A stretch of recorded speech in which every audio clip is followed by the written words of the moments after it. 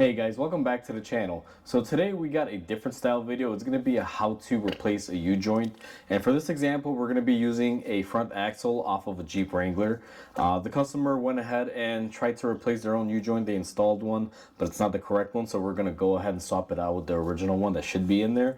So let's go ahead and begin this. But before we do, guys, if you haven't subscribed to the channel, go ahead, hit the subscribe button down below. It'll definitely help the channel grow and give you awesome content on your newsfeed if you guys are liking these videos. So with that said, let's go ahead and begin on the repair. So just to give you guys a little bit of a visual on this, this is the U-joint right here. What a U-joint is basically allows the axle to pivot and swivel. Now the customer went ahead and replaced this. I believe they used the incorrect part, because if you guys will kind of notice here, this thing flops around quite a bit. We have a lot of side to side movement and everything. So it looks like the joint is smaller. If you guys pay attention here, you'll see that it's a little shallow. The caps don't come out all the way, even though it's secured here. So we're gonna go ahead and take this one off and replace it with a brand new one, which is going to be this unit right here. Now this one is the original one. I got it from the dealer. This is what a U-joint looks like. Some people call these a cross or an X, but the technical name is a U-joint for these. Alright guys, so I went ahead and I got my axle onto my vise and just got it clamped up, and I got a light on it just so I could see better. Now the first stage is, depending on the U-joint that you're dealing with or what style, they normally have some sort of clip or some sort of way of keeping them inside here aside from it being pressed into it. Now most of them will normally have like a C-clip. Just to give you guys an example, this is what the C-clip looks like. I don't know how well the camera's going to pick it up, but it's basically a clip that slides into the U-joint. Now after you typically install the U-joint, give you guys an example here, you'll notice that you have this cutout groove right here. This C-clip will normally fit in there and press in, and it'll basically keep the cap from moving in and out, or in an outward direction.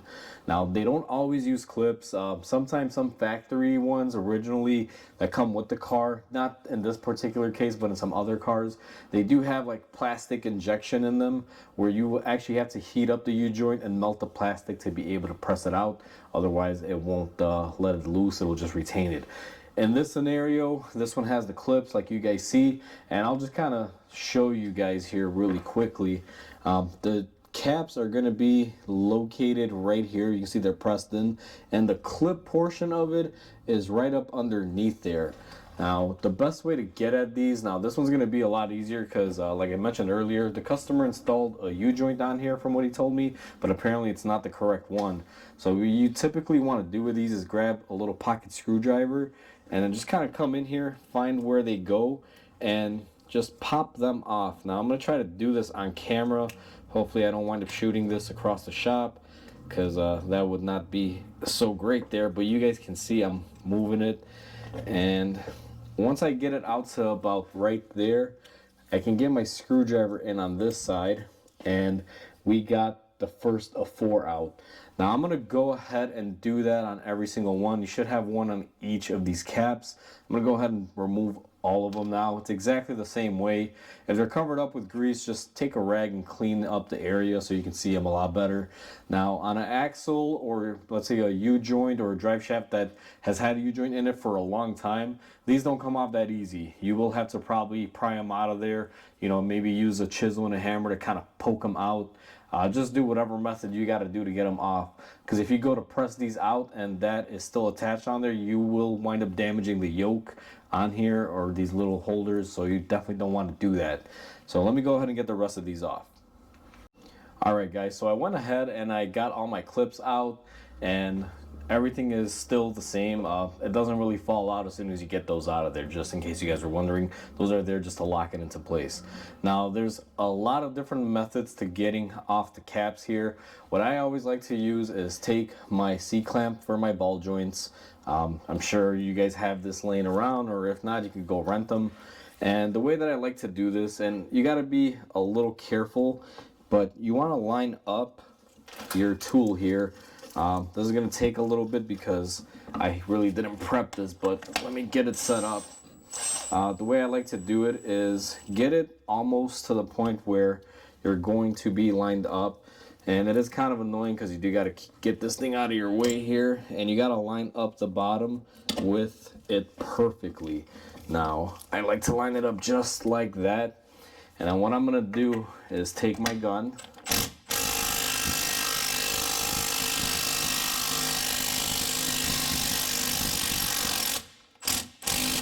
And I'm going to press it out just like that. Now you guys can see that it dropped in there, and what you'll be able to do now is get this cap out of here, and sometimes this can be a little bit of a fight. You will have to maneuver it around, but as you guys can see, I was able to push this cap all the way down, remove it, and then get out the rest of it. And here we have the other end to it. Now our axle here is already been prepped. It looks like someone's already cleaned out the flanges. So what you're going to want to do is clean up the area where the cap goes into, and to remove the other end of the U-joint from the axle, we're going to be doing the same exact thing as we just did on this. Let me go ahead and get this unclamped from my vise, set this up, and I'll show you guys the removal from this end. Alright guys, so I went ahead and I clamped the other part of the axle. Keep in mind that I clamped it on the actual body, not on the actual thread portion, because you definitely don't want to grab it from here and mess up the threads. Otherwise your axle will never want to go into place again. Now the way I set this up here, and this may be a little bit more visually pleasing to you guys because the other one was kind of difficult to see in. Let me see how good I could zoom you in here just to give you guys the best angle. So the way I do it again here, and this is going to be redundant guys, it's going to be the same thing as we did on the previous clip. You're going to line it up and drive your tool here. Now what I like to do is make sure this is lined up and you can see the end of the joint coming out. Now let me go through the other side here and see we are perfectly centered. And I wouldn't recommend necessarily using a gun like I'm doing here. The reason why I'm using the Impact is because I know this one's new, so it's already been broken free. The customer said this thing's been on here for like a week or two and just been making noise ever since he installed it. So I know that this one will push out, but if it's been on there for about 10 years or 20 years, however long the U-joint's been on there, you may want to be careful and crack these out by hand. So now that we have everything set up and we got that out of the way, we're just going to go ahead and hit this with the gun.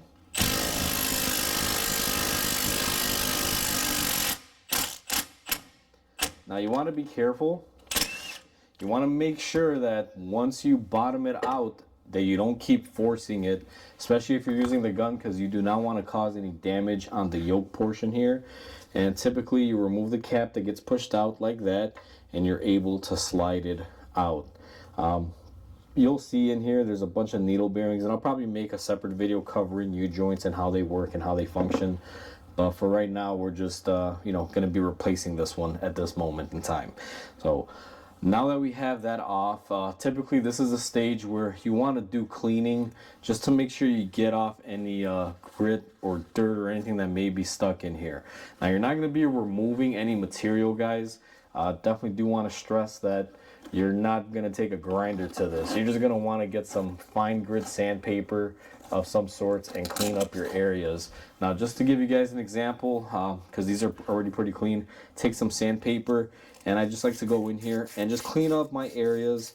Make sure there's no rust, make sure there's no ridges and things of that nature. Clean up any grease, make sure it's nice and clean. You're going to do this on both ends that receive the U-joints, just to clarify, because you want to be able to press them in nice and easy. Now that you've gone ahead and you cleaned up your areas, guys, what I like to do, and this will differ depending on the technician or person doing this, I like to take a little bit of grease, and not a whole lot. I just like to give it a little dab on here.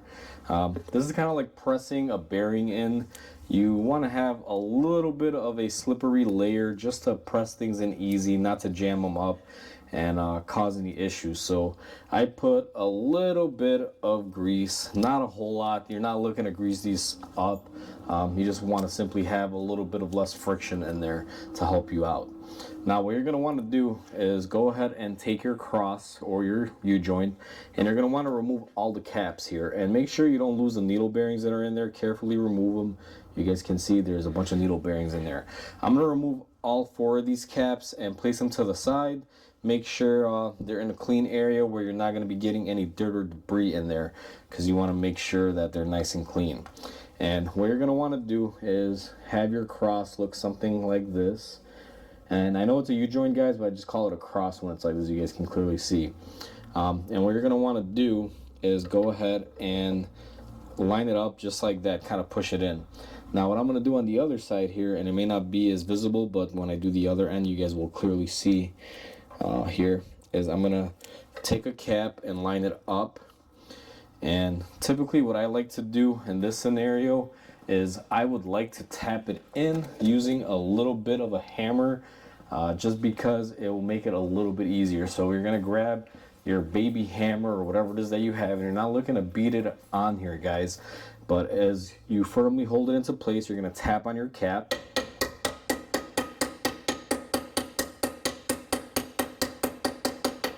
Just like that. Make sure you're keeping pressure on it so you don't wind up losing anything.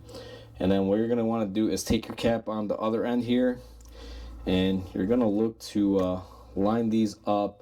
Now it can be a little bit of a game back and forth, guys, but just be very careful and gentle when you do this.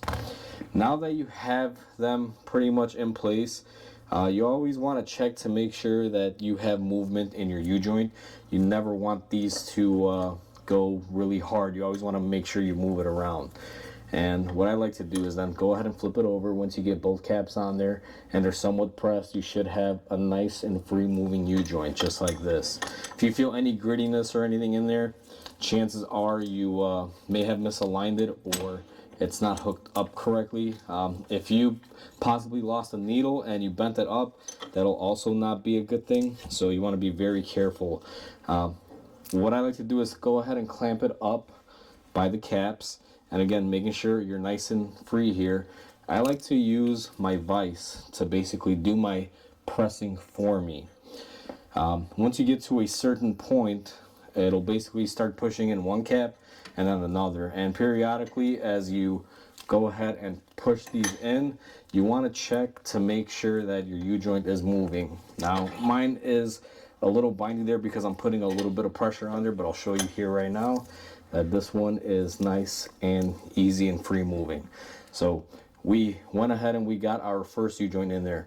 Now one thing that you also want to pay attention to, and I'm probably going to have to press this in a little more, is you want to make sure that the little areas here where the clip goes in are exposed in. Like on this cap right here, needs a little bit more. So what I'll do is go ahead and push it in and line it up on my vise to where I can get a little bit more pushing on that.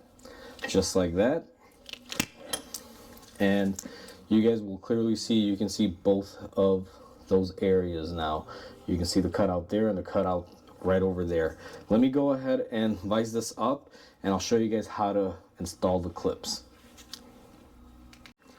Now I went ahead and I got this on my vise, guys. Make sure before you go any further, and this is what I'm referring to, make sure you have very good U-joint movement. You guys can see this is nice and loose. And what I like to do is go ahead and take my little rings here, and you're going to line them up on the groove, and they should just simply push in just like that. They typically don't fight you. As long as you make sure you got the correct spacing on here, they will go into place fairly easy. And always make sure that they're clipped into place. I usually just take a little baby screwdriver like this one, a pocket screwdriver, and I just make sure that they're nicely firm and set into place. And again, your U-joint should be nice and easy to remove. You see how this one is just moving. Now sometimes it can be a little tight. This, you don't really want it to be very sloppy, not like the old one you saw was just kind of moving away. You want to have movement, but you also want to have some rigidity. This one is the perfect mix there. Now the next step in this is we're going to have to attach the other end of our axle to our U-joint. So let me take this and we're gonna go ahead and vise it up. And this procedure is gonna be the same on everything, guys, except for the part of this being an axle. But U-joints are found in drive shafts, axles like this. If you have a Jeep in particular, it's gonna be a very common thing. Now that I went ahead and I viced the other end of the axle, it's basically the same exact procedure, guys. you're going to want to line up your cross. Now I will apologize in advance if my hand does wind up blocking some of this, guys, because I do have to be careful here. These needle bearings are very easy to lose. So I just inserted the rear cap. I take my hammer and just give it a couple taps. You're not trying to drive it in with a hammer. If you don't have a press, you may want to try that, and all I can say is be very careful if that's the way you choose to do so, because sometimes it's not the easiest thing. Now I'm gonna line up my other cap here and make sure it's fully seated, and looks like I'm lined up. I'm gonna tap this side in as well. And again, you're not looking to tap these in like crazy using the hammer. I prefer to use the vise. Some people like to use the ball joint press that they used to remove them. However, I don't really like using that method, to be quite honest with you, for installation. What I'm going to do next is go ahead and line them up on my vise here and basically start the same process as I did for the other one, where you just slowly push them in together. And again, make sure that everything is moving as you're doing so. Every couple rotations, you want to just make sure that nothing is binding in here, because if you do have a bind, again, like I mentioned earlier, you will probably have to open it back up and see what happened there. But if you are at that stage and that happens, you're in trouble. You may need a new one. So this one looks like it's good right there. Let me go ahead and get this thing locked in here. The downside to doing this with the vise is just, trying to get this massive thing to sit into one place. It usually likes to get away from you. So we went ahead and we got it in there, and everything is looking good. So I'm going to take my clip here and I'm going to clip it in just like we did on the other side. Make sure that your clip is in the correct groove here. And sometimes don't be surprised if you have to give it a little bit of a tap to get it in there. But for the most part, it should be good. This one's fighting me just a tiny bit here. I think I maybe have to press it just a bit more. But you get the gist. What I'm going to do is just install my clips here, make sure the caps are centered. I got the room there. And I'll bring you guys back once I have that all set. Exactly the same procedure that we did on the previous clip with the shorter end. Alright guys, I went ahead and I got my clips and everything in there. You guys can see my U-joint is nice and easy moving.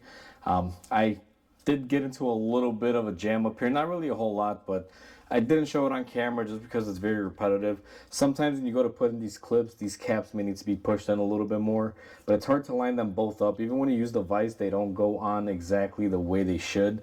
So sometimes you'll have to push one in more, put the clip in, and then kind of revert it to the other way and push it in again, and then go ahead and install the other clip. So be mindful of that. That's what I basically did off camera. This one was pushed in, I put the clip in, then I knocked the other cap on the other end, and I used a little socket on my vise to adapt it to be able to push it in. Now some people can also use a hammer here and tap it. However, I don't like doing that just in case you break a cap or anything, so be very mindful of that. But that was a little jam that I had, and then in the end, your end result should be this. This is how you basically want your movement to be. Not too loose, but not too firm. As you guys can see, it's pretty much effortless, 2 fingers here. And that's how you basically replace a U-joint. Now it's the same procedure for drive shafts, for axles. The biggest thing I'll say is be careful, because there are a lot of aluminum drive shafts out there, and if you use a lot of force, you can bend these little ear tabs where the U-joint will press into, so be very mindful of that. We're actually fortunate enough here, this is made of steel, so you can go a little bit crazier on it.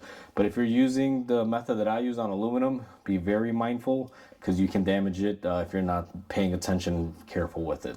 So that's pretty much how you install a U-joint, guys. Hopefully you guys enjoyed. So that's how you install a U-joint, guys. Hopefully this video will help you out. Like I said, they're all universally the same. A U-joint is a U-joint. The only things that will change on you is how they're held in, whether they're plastic injected for the clip portion or if they actually use a clip. So as long as you know what you're working with, and normally you can easily tell just by opening up your new package, as long as the part is correct, you'll know what style you have on there. I know for the plastic molded ones, sometimes they'll be plastic molded originally, and then the new ones will come with a clip. So just do a little research before you go ahead and proceed, because you don't want to keep banging on them and trying to press them and not have them release and wind up damaging something. So with that said, hopefully you guys enjoy. Please comment, like, and subscribe. Definitely helps the channel grow, and I'll catch you guys on the next video. Until then, I hope you guys have a wonderful day.